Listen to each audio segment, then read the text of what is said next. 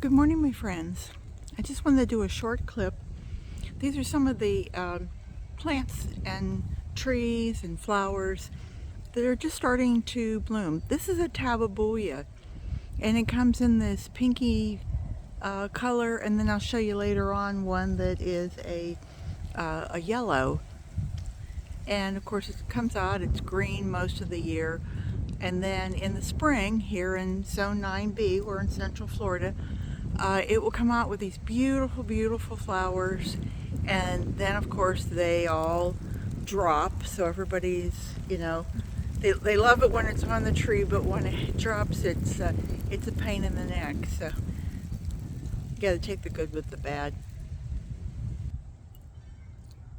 This is Loripedilum, and it's Loripedium,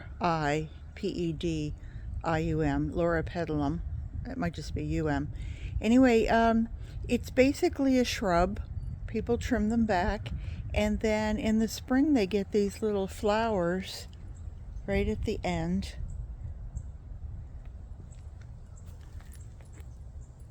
Pretty, aren't they? And then when that happens, everybody loves them. But they make a nice shrub for the front of your house. Even in the winter, we have hibiscus that bloom, and they bloom all year round, whether they're in pots or whether they're made into, grown into just a in the ground plant. Just beautiful.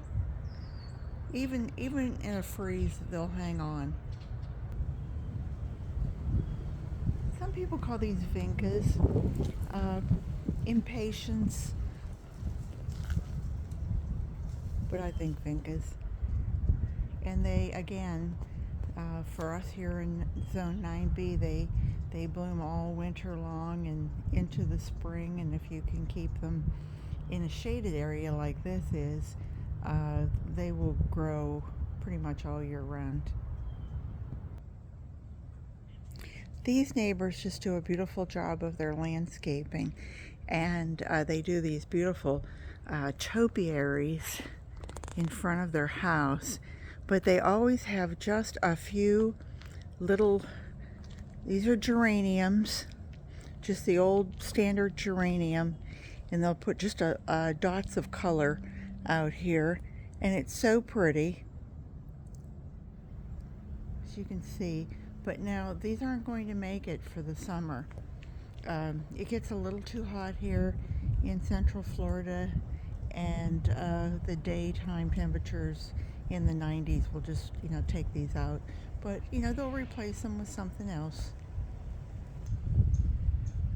Now this isn't actually a flower, obviously, but I just love this. It's called a foxtail fern, and it comes out, and I mean the feel of it, I don't want to step on somebody's, but I mean, isn't that cool? Let me back this off a bit there, and you can see that it has a soft feel to it. Really, really pretty. And it spreads like most ferns do. Really cool. Foxtail fern. Here's a better example of the foxtail fern. This is how you buy it. You buy it like in a little cluster. You can see these were probably maybe a third this size. And then you can see how it starts to spread. And then eventually it gets to the point where, they'll join up. The roots will just, keep sending out more and more till it becomes a hedge. And most people don't think of agave as having a bloom, but here's the bloom. It's probably 9 to 10 feet tall. Isn't that incredible? Once a year that'll come out. Let me see if I can get close enough to show you. Isn't that an incredible? Look at the little blooms. Agave. But what a spectacular plant. And I love walking by this family's house. because they always have this little patch that they have all sorts of things growing. Let me get close enough that I can tell you what these things are. Is that Sweet William, I believe? And they also have geraniums in their yard. Isn't that beautiful? That's just lovely. And then I can see that they have the beginnings of, I would guess those are daffodils, the little greens that are coming up. Some daisies. How pretty. How pretty. Probably iris here.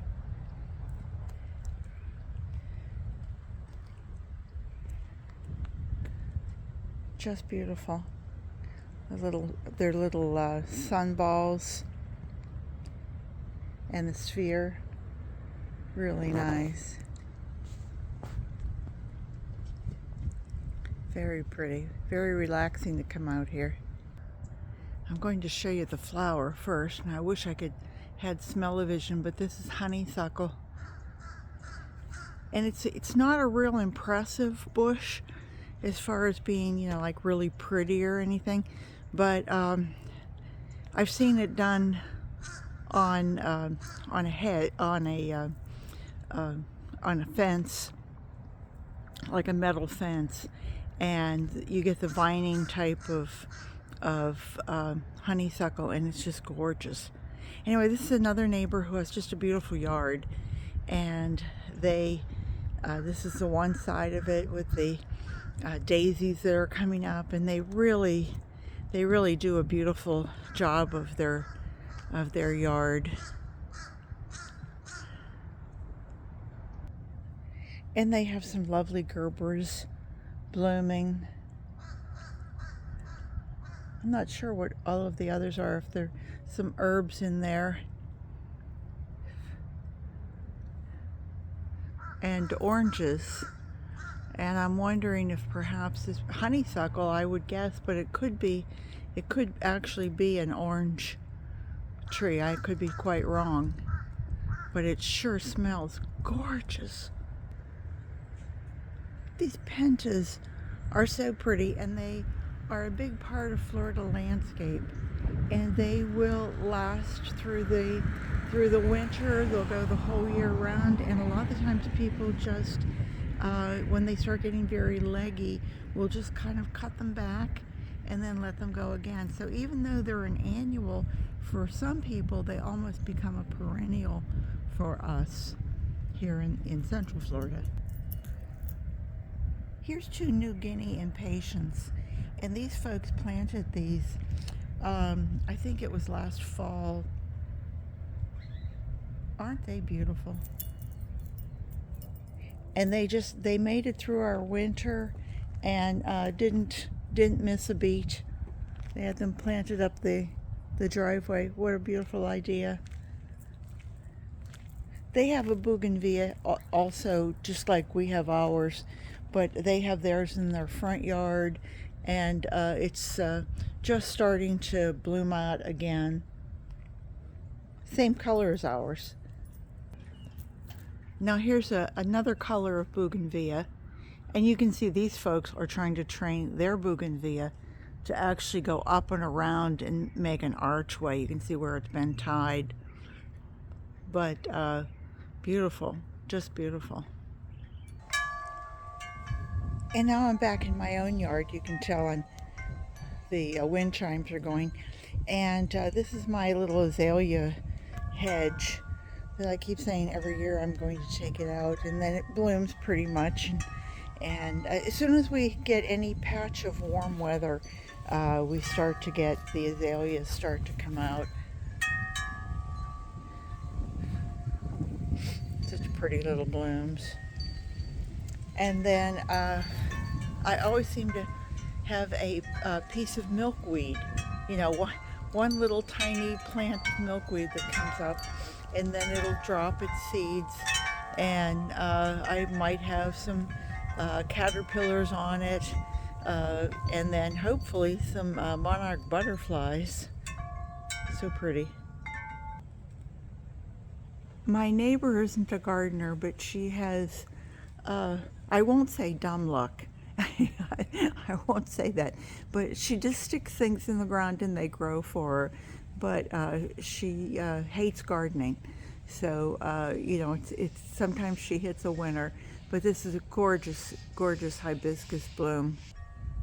I've shown you my aloe and told you the story that I had just one little aloe vera, and how it multiplied and multiplied. I pulled this all out about 6 years ago, took everything out, gave away like 150, 160 plants, kept a few of them, the big ones, replanted them, and as you can see, they have multiplied again. But I wanted to show you this gorgeous, this is the end of this bloom, but this is an aloe vera bloom, and they come out and it looks all green, and then they open up into this beautiful apricot. Let me see if I can back off there a little bit. It's kind of, it's ending off now, but it was pretty. These little zinnias are just volunteers. Two little plants. But I thought, oh, I've got to save these for the seeds. And I'll end it here. I'm back in my own driveway, in my own front of my own house. And this is my bougainvillea. I have this one and this one here in the front. And I've told you the story that 15 years ago was when they were planted, and they were nothing but little, about 15-inch, 18-inch little sticks. And I trained them up the spouts here, and they have just gorgeous. So I hope everybody has a great day, and I hope you enjoyed this little tour of my neighborhood. Take care, everybody. Bye bye.